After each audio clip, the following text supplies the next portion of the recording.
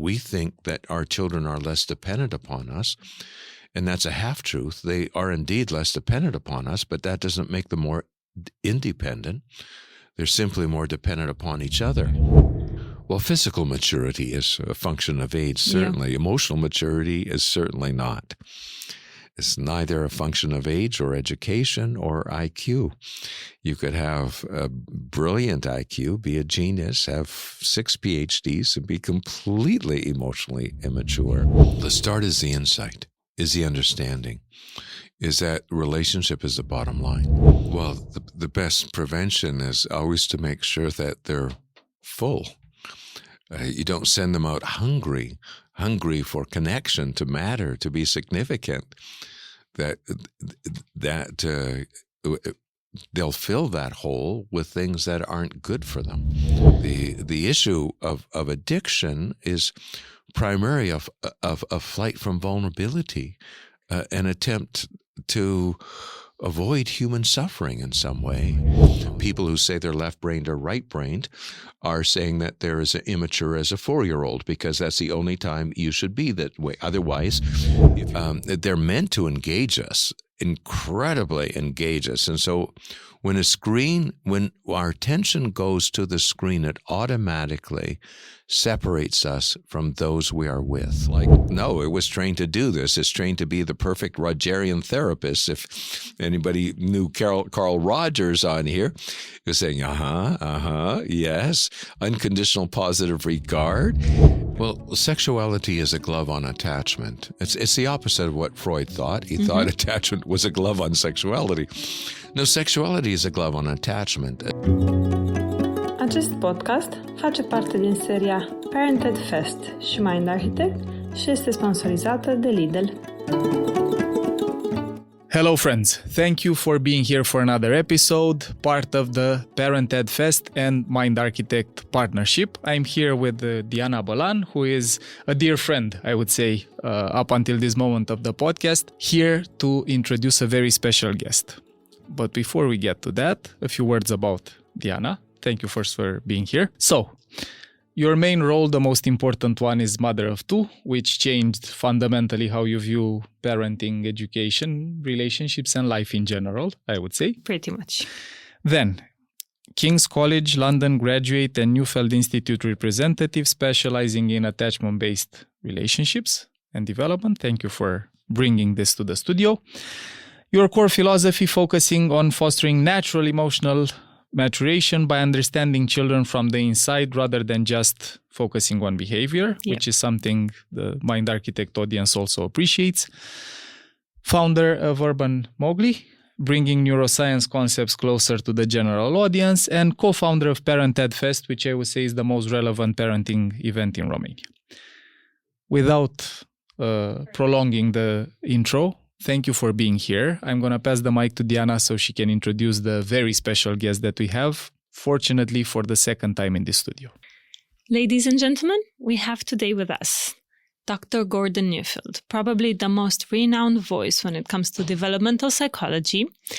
Over 50 years of experience working with teenagers, delinquents, and not only, but with families too. Grandfather of 8 and father of 5. Today we're going to be tackling sensitive subjects when it comes to a young age, that of adolescence, when most relationships start to have question marks on how to deal forward. We're going to talk about addictions. We're going to talk about social media and AI. We're going to talk about how we can keep in touch with our children while they travel their relationships outside our homes, such as the entourage and the peer orientation. Stay with us so we can see how we can still be the answer of our young adults. Good morning, Dr. Gordon Neufeld. Thank you so much for coming with us today on the podcast. I'm delighted to be here. I'll just start restating that you're a grandfather of 8, right? Yes, and a father of 5. So you've been through all stages, and you understand them beyond just, a theorist and a researcher and a psychologist. You understand them as a father and a grandfather. Yes. I get to look at them through all of those lenses. it's wonderful to see that society is now looking also at young children and how to raise them. And the focus usually is on the early childhood. But what I would like to discuss today is more on adolescence time and the older children whom sometimes they seem to be forgotten a little bit because we believe they have it under control or they are their own people now and they don't need us as much. So I'm just going to dive in and talk about this myth, let's say, that parents absorb the idea that when children grow up, they don't need us as much when they're 12, 14, 16, 20. And by adolescence, many, let's say, parents believe our role just becomes logistical or in the house, and they start stepping back in a way of doing the collecting and, you know, being into their teenagers' lives. How is that true? Do they need us less? Or how do you see it? In a different way. In a different way. Obviously, we can back off of the physical care. Yeah.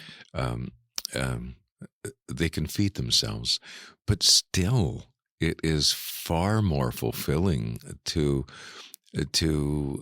be fed in the context of care. And research bears that out too. But it's the emotional area, the relational area. This never ends. In the relational area, to experience being invited to exist in someone's presence. You know, if you're 80, it's the same as you're 8 months of age. We live for relationship. We live for this part to matter, to be significant, for the warmth in the relationship. We're creatures of togetherness, and so that part never ends, and a parent-child relationship continues on and on.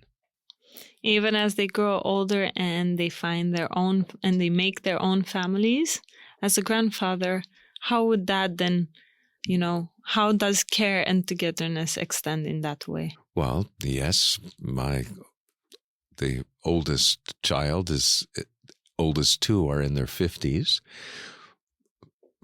But there's still the question of cascading care, of the kind of arrangements where there's something different than when it's mutual. I'll take care of you if you take care of me. There's something about the relationship of parent and child where I take care of you because I brought you into existence, and now I need to invite you into existence. And our ability to answer those relational needs of our children, to matter, to be significant, to feel wanted, celebrated, to have to feel understood and enjoyed, certainly it takes the pressure off of the other relationships that a person has. So it continues to play a very important function if it can be there. For many, it isn't. And then they feel very alone and look for it in other places. One of the worst things today is because of the smallness of the nuclear family is that parents start looking to their children for these needs to be met.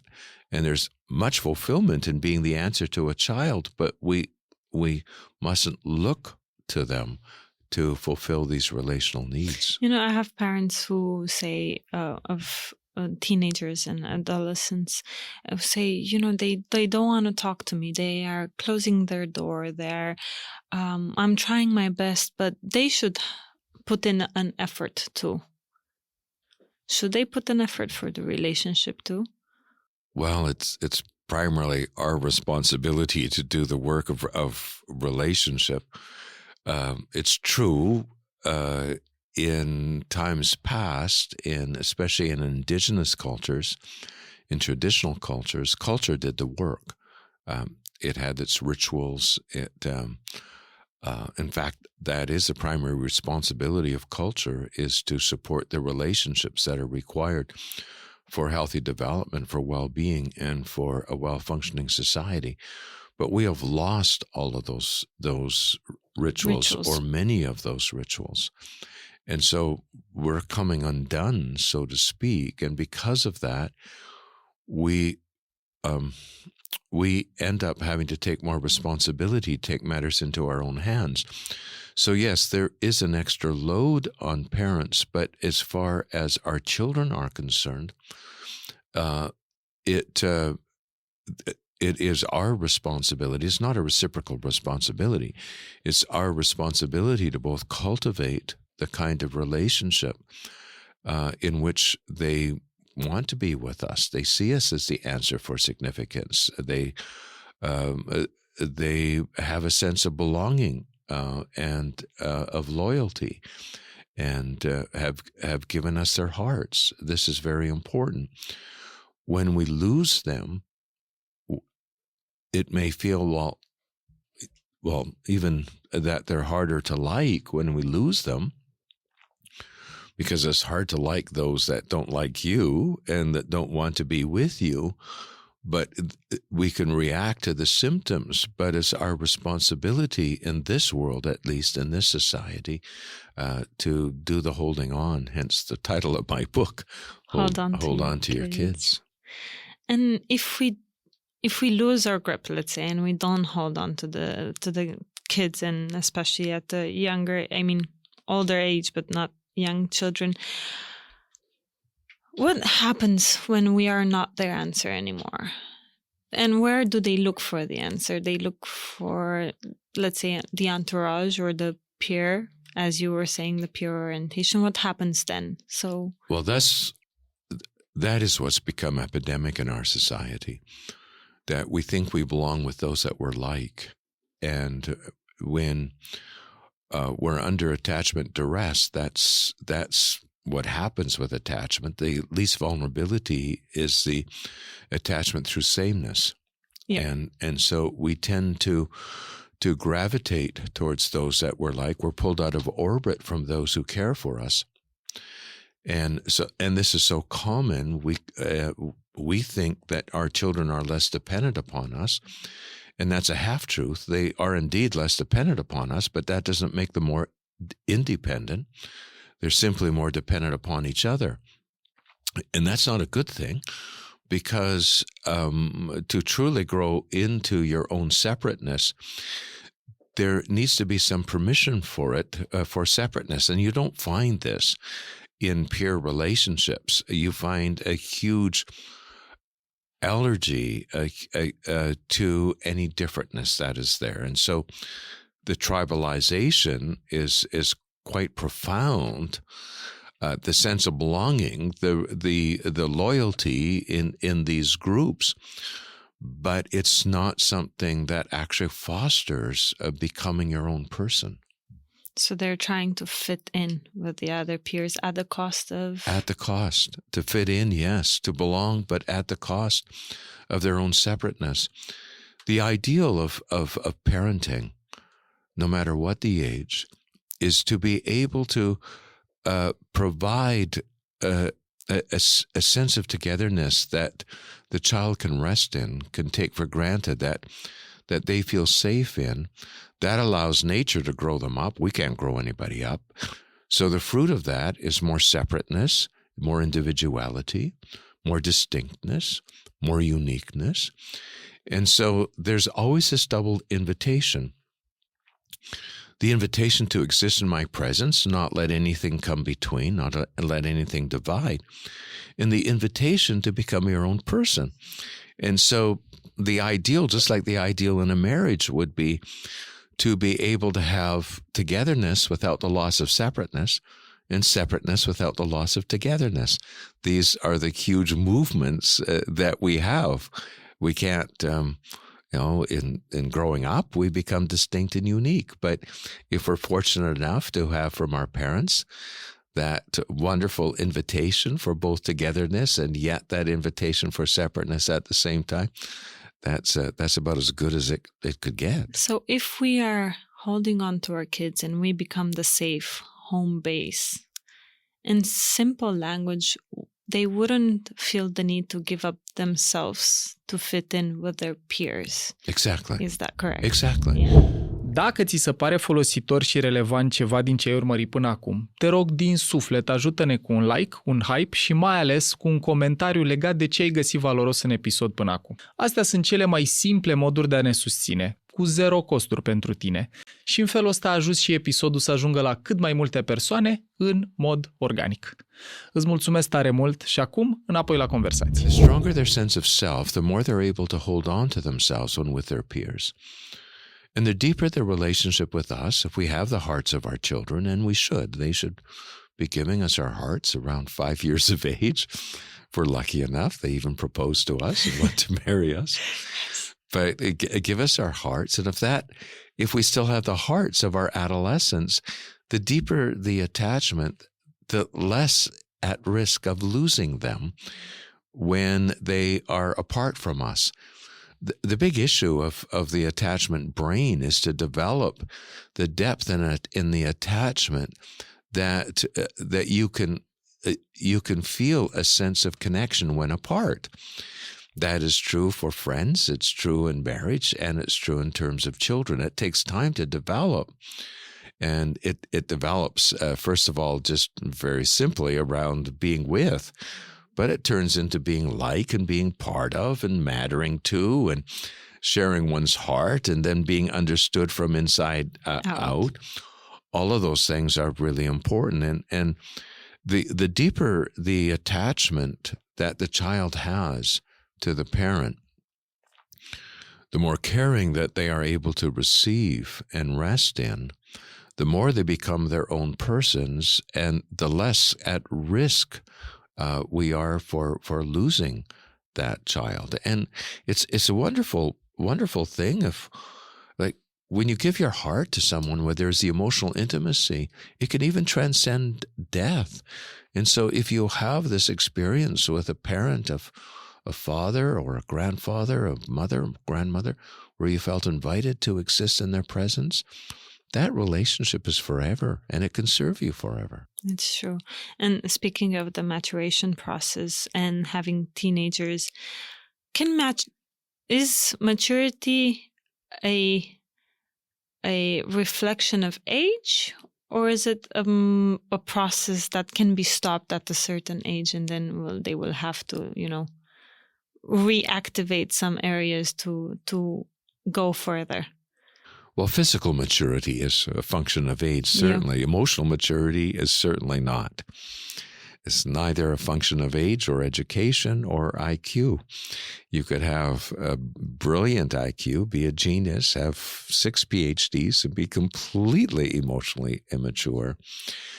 And emotional maturity is probably the heart of the psychological maturity, because it is how the brain works, where feeling conflicted becomes the engine of that kind of maturation. And so it truly is that it is our feelings as humans that make us fully human and humane, that bring us into all that we are meant to be, that are the essence of recovery. But they are what unfolds our potential as human beings. And so that part is completely optional. That part is a luxury. Feelings are the last part of human evolution.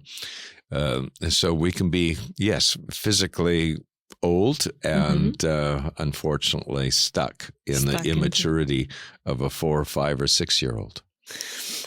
That's interesting, because if I think of 50-year-olds stuck in a 5-year-old. Yes. Emotional immaturity. It's well, that is the human condition, right? We can't help growing older, but we don't all grow up. And that is the human condition. Speaking of parents and trying to connect with their kids, if, let's say, we have a parent now watching us and they say, okay, I know my relationship is not my best right now with my teenager. I don't know where to start. I don't know how to connect. I don't know where to begin. reconnecting with my child. If there would be something that you would ask them to do or make them do it, what would it be? Where would the starting point be? The start is the insight, is the understanding, is that relationship is the bottom line. Because when a child, when we've lost our child to others, to their attachments, to their belongings, whatever it is, when we no longer have their heart, they don't bring out the best in us. We have difficulties liking them with their behavior. Their behavior, of course, is going to be more a result of stress in their life, reactions. They'll roll their eyes at us. They'll, it's very difficult. And it's in that situation where, unless we know that it's an issue of relationship, we'll start battling against the symptoms.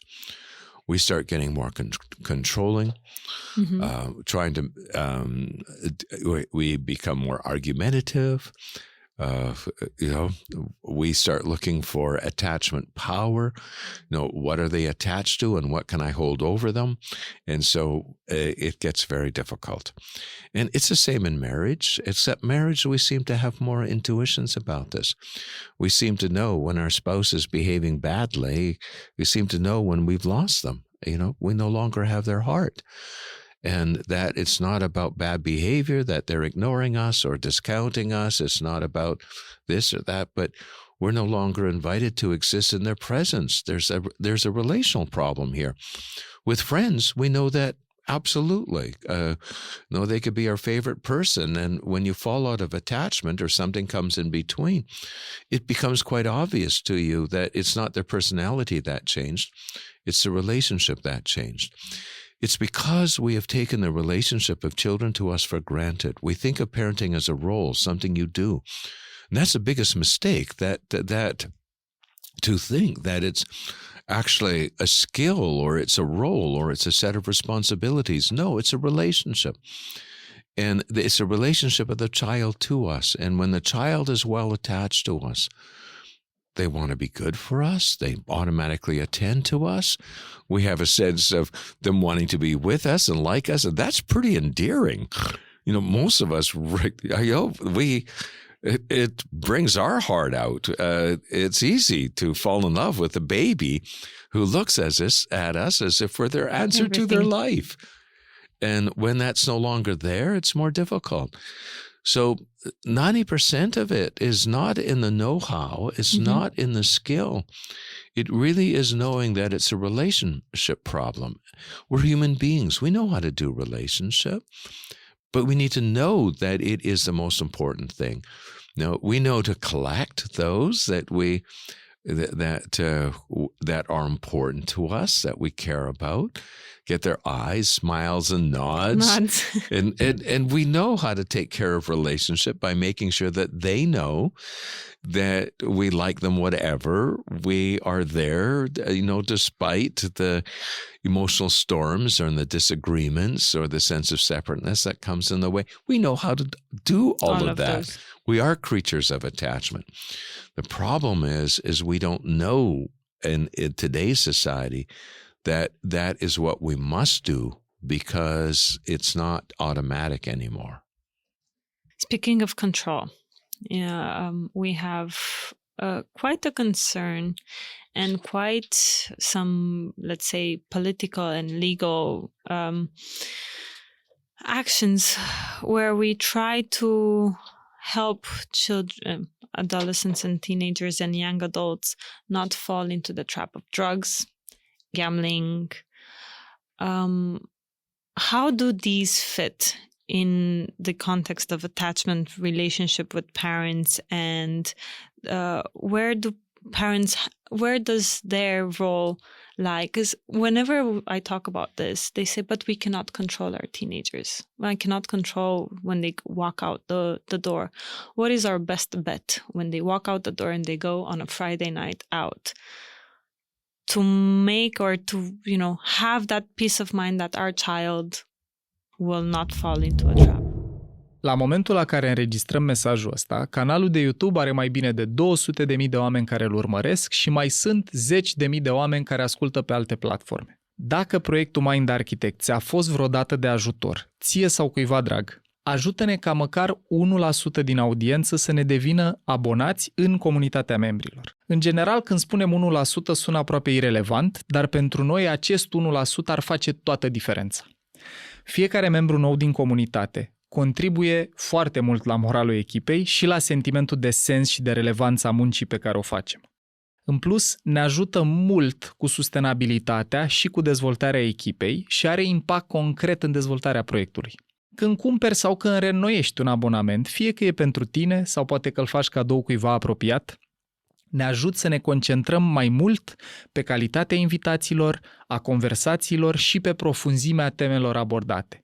Practic, ne ajută să avem timp și resurse pentru cercetare și ne oferă ocazia să testăm serii și formate noi. În România, mulți dintre noi avem dificultăți în a spune ce avem nevoie și mai ales în a cere ajutor.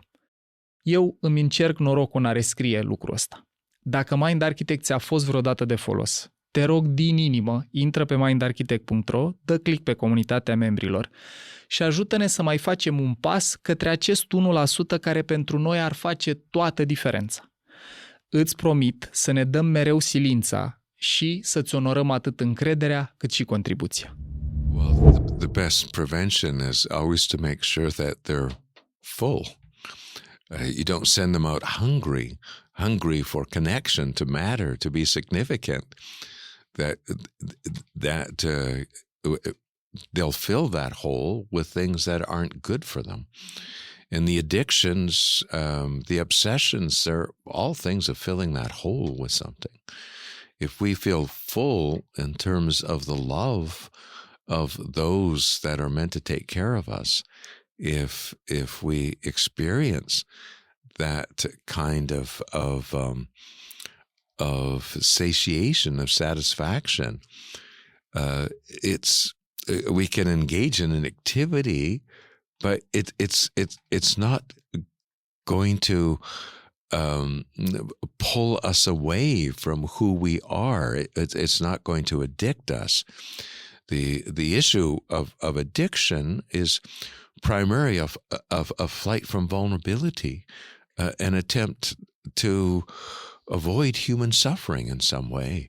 All you can think of is, if I didn't do what I was addicted to, would it hurt? Of course it hurts. And so what am I running away from? Well, I'm running away from the hurt that is there. And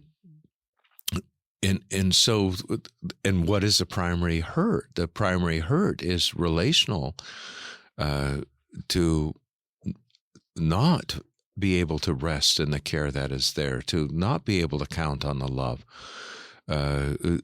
to have been hurt by rejection, by too much separation.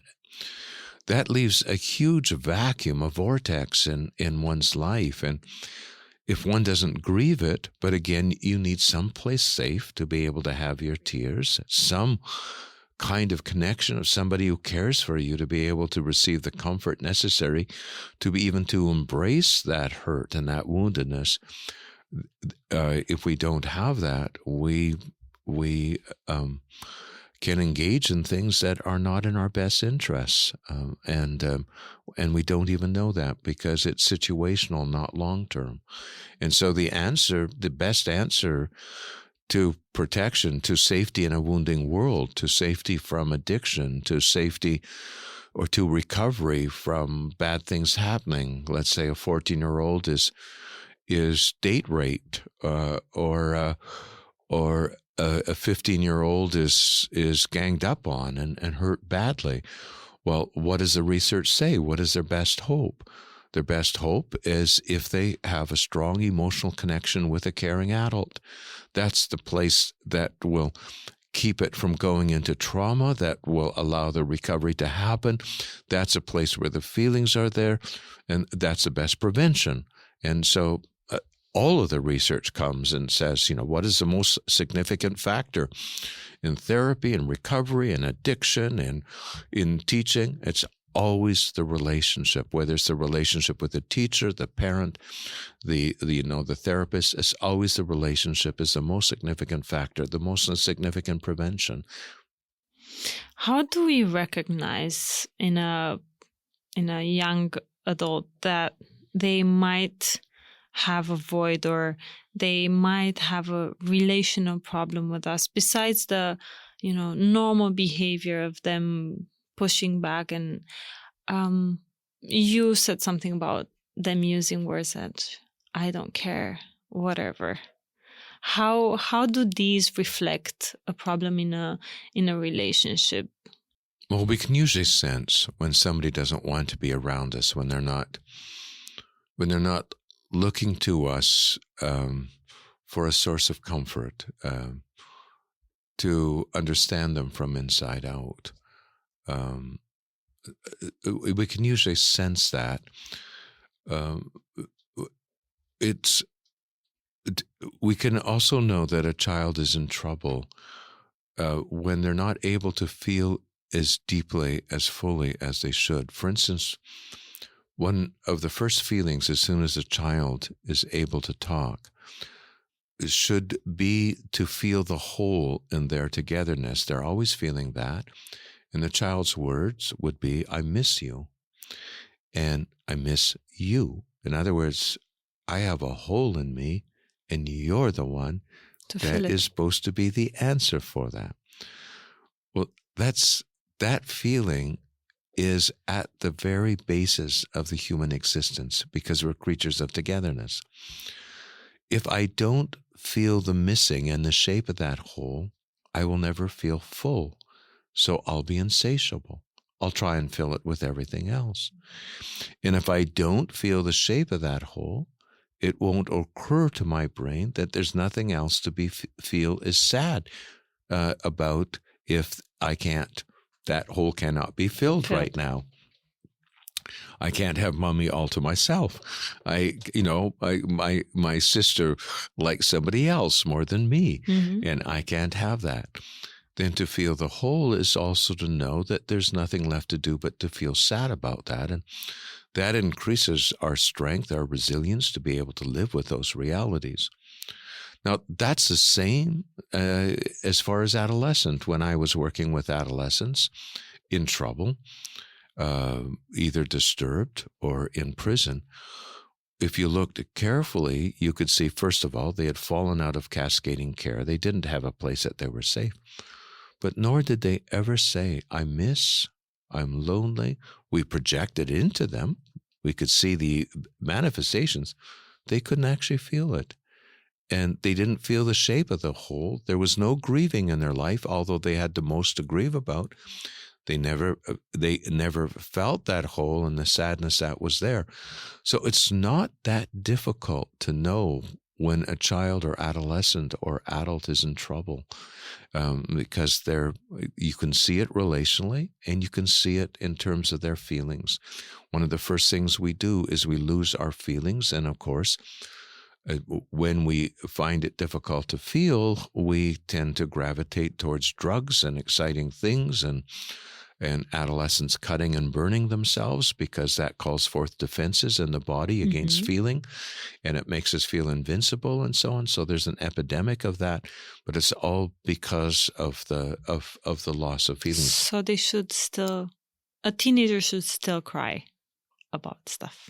Yes, although, you're going to be careful about where you have that.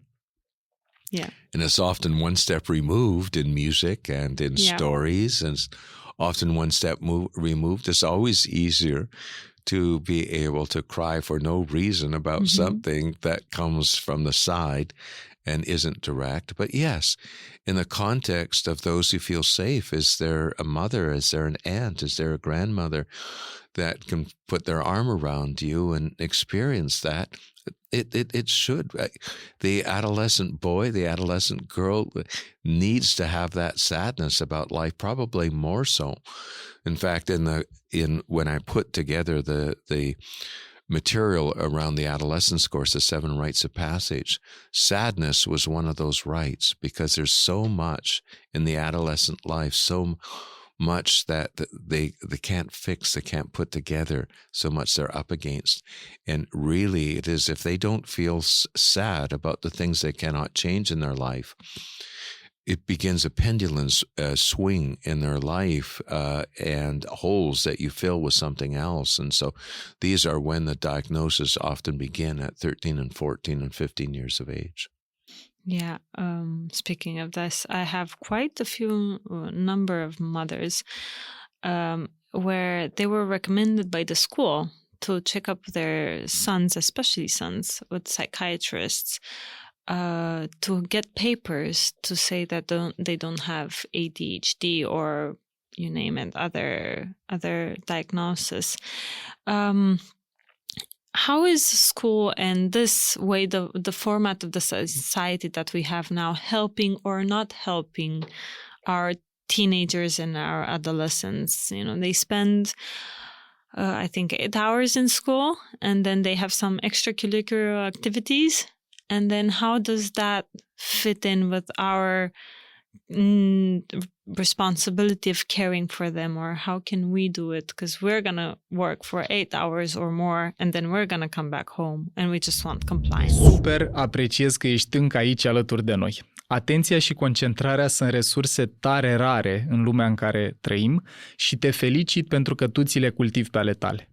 Promit că asta o să fie ultima întrerupere din episod, dar am o invitație și în egală măsură o rugăminte. Dacă episoadele Mind Architects au fost vreodată de folos, cea mai bună formă de mulțumire atât pentru moralul echipei cât și pentru sustenabilitatea proiectului e să achiziționezi un abonament și să devii membru al comunității Premium. Dincolo de recunoștința noastră, abonamentul anual îți oferă acces în direct la înregistrarea episoadelor, unde poți să interacționezi cu echipa și cu invitații, ai ocazia să întrebi exact ce contează pentru tine și să vezi cum e atmosfera în culise. Pe lângă participarea în direct la înregistrarea episoadelor, ai acces la toate live-urile exclusive făcute doar pentru abonați, primești invitații gratuite la evenimente speciale, discount la programele de formare și ai acces la peste 140 de ore de materiale despre psihologie și neuroștiință în limba română, plus rezumatul lor infografic. Dacă ceva din toate astea simți că te atrage sau dacă pur și simplu simți să ne mulțumești pentru toată munca depusă, găsești detaliile pe mindarchitect.ro la secțiunea Comunitatea Premium sau și mai simplu, dă click pe linkul din descrierea episodului și vino alături de noi. Well, if they're healthy enough to have a curiosity that sustains 68 hours of schooling, that's pretty good. Unfortunately, by adolescence, most of the curiosity has disappeared for most of our students, and that is indeed a tragedy. So we don't have the engine that should draw them into learning. If you're curious, having the opportunity to learn about your world, for 6 hours or 5 classes is wonderful. And it completely engages you. If it isn't, you're going to school to be with your friends. You're not going to school to learn. If you're going to school to be with your friends, we know that peer interaction is the number one source of wounding, number one source of stress. You're going to be in trouble if that's what it is. And unfortunately, when we look at the literature, about 70% of students today in many of our countries go to school to be with their friends rather than to learn. No wonder we have an explosion of anxiety, cutting and burning, of depression. We have all kinds of indicators that our children are in trouble, and they are. You can't hold on to yourself with that amount of social interaction. And then after school, you get on social media and it continues on. You can't hold on to yourself, and you certainly can't hold on to your loved ones, the ones that have cared for you, that have the love that you need, the care that you need. So you lose your family, you lose your siblings, and you go to school to be with your friends. The teachers lose the fulfillment in teaching, because there's nothing more fulfilling than teaching to the curious child, and nothing that is a recipe for burnout more than teaching to the child who doesn't want to learn. So our schools are in trouble. Our children are not engaged. But what people don't know, it's not about teaching harder and bringing more curriculum into the schools. It's not about longer hours or more academic discipline. All of this is a result of of us coming apart in society, of falling out of cascading care. And our adolescents, they need it. They need it more than ever. We have a huge dropout or a huge concern around schools, and they can read, they can write, but they don't have any critical thinking. Oh, I see what you mean. Yeah, yes. So critical thinking. Yes, but again, go critical thinking, and just take that for... Yeah, illiterate in a way, but they are able to, read, write, do the basic. Yes. But there is no further on when it comes to Yes. critical thinking and, being able to dive into the material more than just surface level of knowing stuff, But we think that critical thinking can be taught. Can it not? No, you can practice it, but you have to have the capacity for being able to think on the other hand. Okay. To take another perspective, Mm-hmm. to have the other thought, the counter thought. And in feelings, you need to be able to, for every feeling, I'm frustrated with you, but I don't want to hurt you. I care for you. I don't want to get into trouble. It should be full of mixed feelings. When you have conflicting feelings and thoughts, critical thinking is the fruit of it. Okay. Now, you can practice it in debating clubs. You can practice it in arguing. You can do all of those kinds of things. You can hone your skills so that you are able to bring great form to it, but the capacity has to be there. And if the capacity isn't there, you regress into black and white Black thinking, and white thinking. Not into thinking on the other hand. Mm-hmm. One of the earliest developmentalists, Abraham Maslow, when he looked at the individuals, he said, well, is there one single characteristic that would be true of those who are emotionally, cognitively mature? And it was, on the other hand, thinking. We know that that is a function of the brain where the corpus callosum is working, the bridge between the hemispheres, because then you have two approaches to a problem, to solving a problem, right?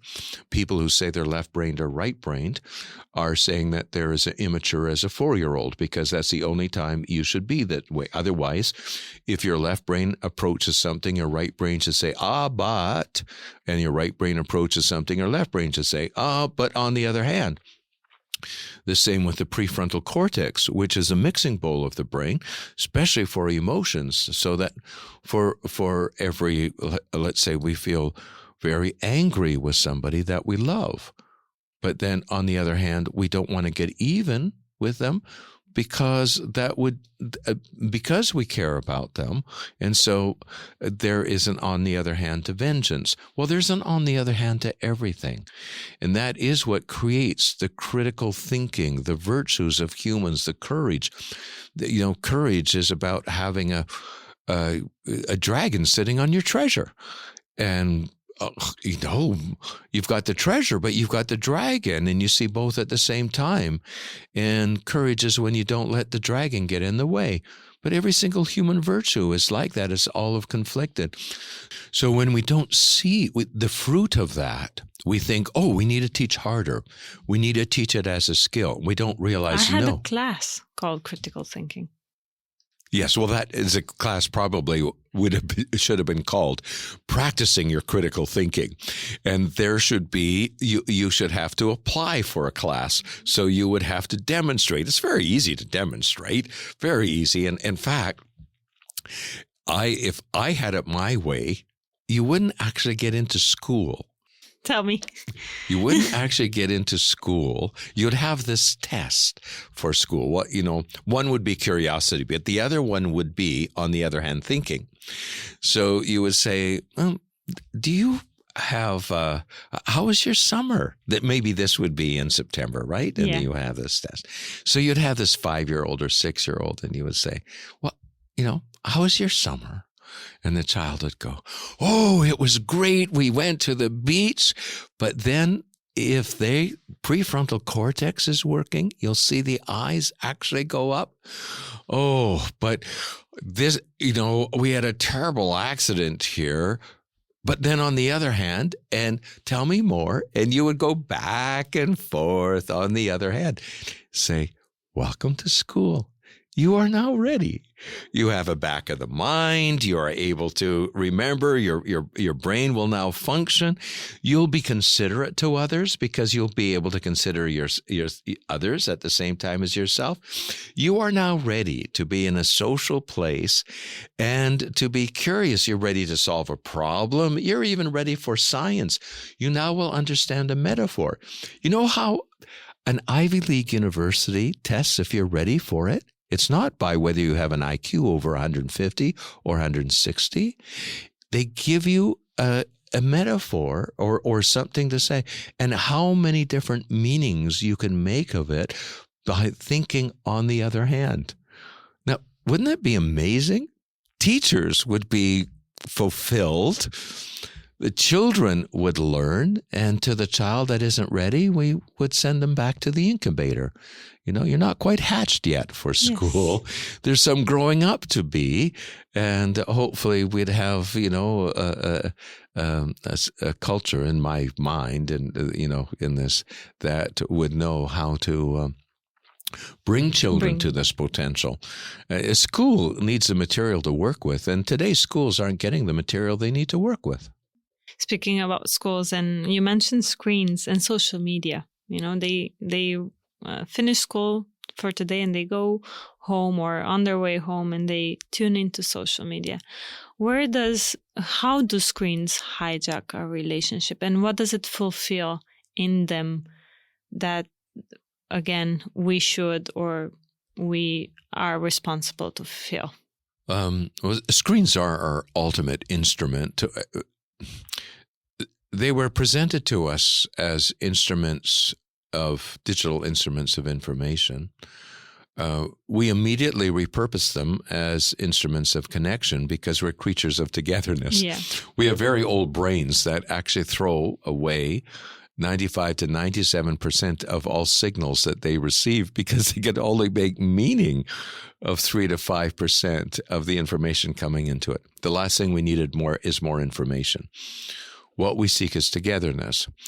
And so, yes, what the screens do, it's insidious this way. They're meant to engage us, incredibly engage us. And so when our attention goes to the screen, it automatically separates us from those we are with. Okay. So it's a device that separates us. But what we see in the screen, whether it's a video game, it's social media, what it is we automatically move in the separation to self-select those that are more like us, that think like us, that look like us. The second stage of attachment. Yes, the second stage of attachment, of becoming more like.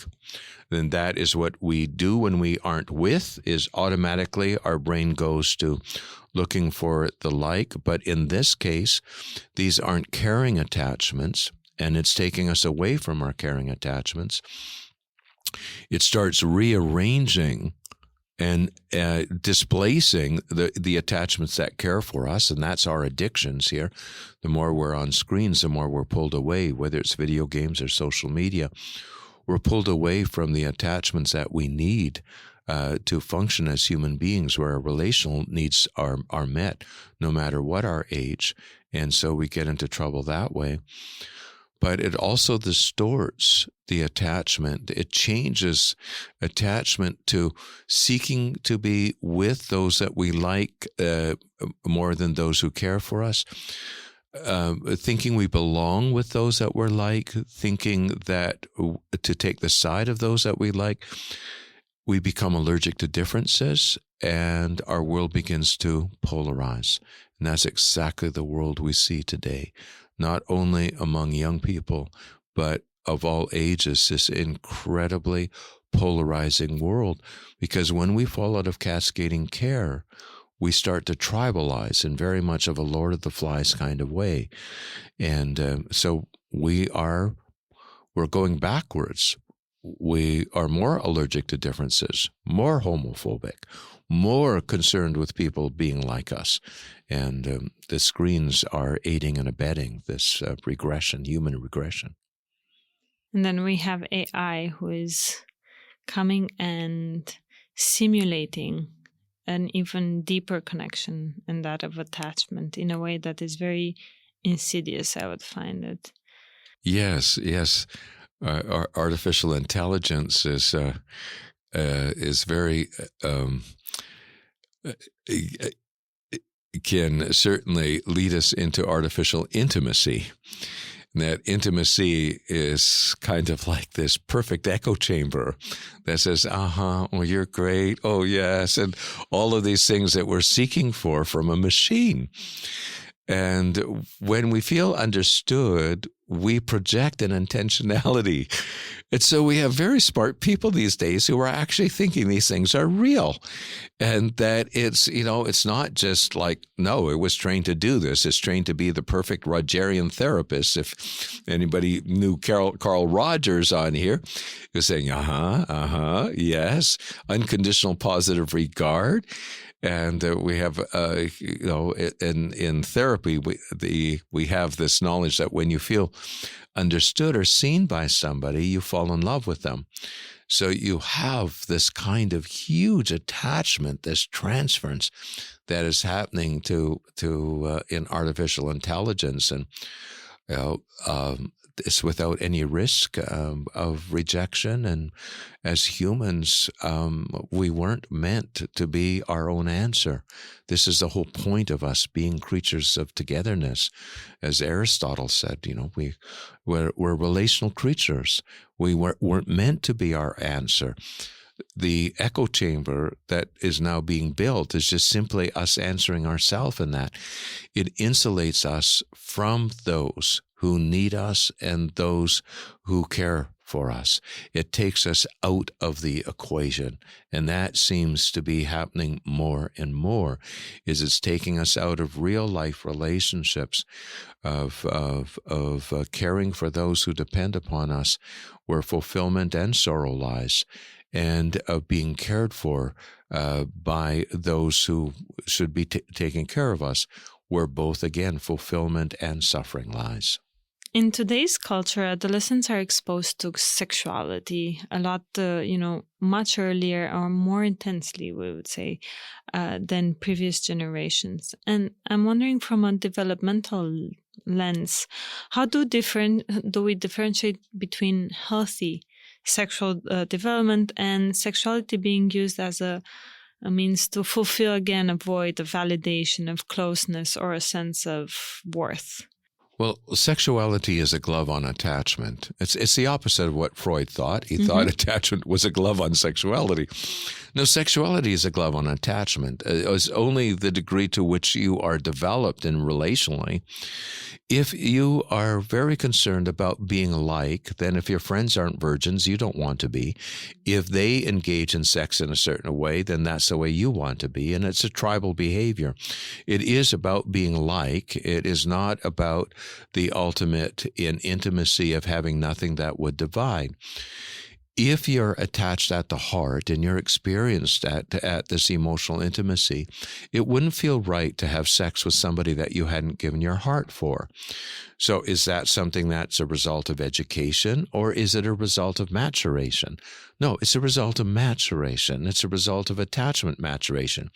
You can't teach that in schools. You can say how it should be, but that part is maturation. It's self-evident to someone whose sexuality is all about belonging and loyalty, that it is about belonging and loyalty. It's about possessiveness. It's not about the ultimate in attachment is to share all that is within one's heart.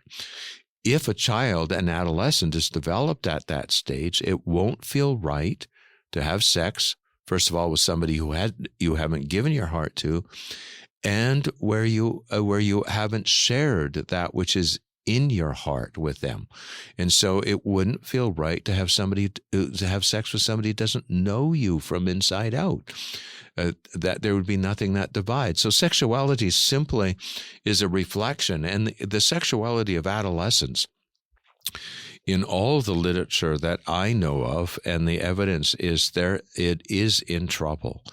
It is very much in trouble. And again, it is indicative of the fact that our children are not maturing as they should. By age 13, 14, and 15, because of the increased feelings and emotions in adolescence, the child should be full of feeling conflicted. And this is a good thing, because this is the engine of all maturation. Today's adolescents, if you have in a class of 15-year-olds, let's say in school, somebody that is good at critical thinking, full of conflicting feelings, they will look so different than anyone else because it's just not there. The emotional health, the well-being is not there in a typical classroom anymore. But when they're so different, some of them would fear that they would be bullied for being different from the rest of the class. Yes, and that is the tragedy today. It's like in prison. When I worked in prison, if somebody showed at least bit curiosity, they were beat up. This is the tragedy today, is that now we have the immature ruling. We have the bullying of anybody that is different. They don't understand it. And in the prison, this was always, why did you beat the person up? Because they were different. It seems self-evident to them that you just attack those that are different than you. There isn't the consideration. The fortunate thing is if you do have critical thinking, you are more capable of being able to stay out of harm's way. So you're more capable of solving those problems. So you do have something that others don't.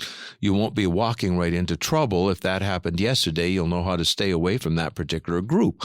But yes, that is the tragedy of today, is the mature, the ones who really are the emotionally mature. They're still curious. They care intensely about the things that they're attached to. They're involved in cascading care. They speak in warm ways about an adult in their life that cares about them and have a good relationship. Those are the outliers today in school, rather than they should be the norm. If you had one message for children of young adults, teenagers, adolescents, what would that be? What would you tell them? What was your question again? One message for the adults for parents of young adults and adolescents and teenagers. Oh, it's basically to realize that our children need us. They may not know they need us, but they need us. When you see your child in the way that you know that you're the answer to that child, not have the answers, but you're their best bet. You are the answer to inviting them to exist in your presence. You're the answer to emotional warmth and connection, to belonging, to holding on to them, to this. This is something comes out of us when we have that insight that we have more patience, we have more love. Now we can enter our developmental destiny, what we were meant to be. We were meant to take care of those who depend upon us, and our own fulfillment is in it as well. And so we rediscover the most ancient dance of life, which is a beautiful dance, the dance of attachment, the dance of taking care of those who depend upon us, and if we lose them, to get them back. Thank you so much for everything, for your insights, for your information, and for being here. Thank you, Diana. Acesta este un material gratuit prin care echipa Mind Architect contribuie la dezvoltarea personală și la cunoașterea de sine fundamentate în știință.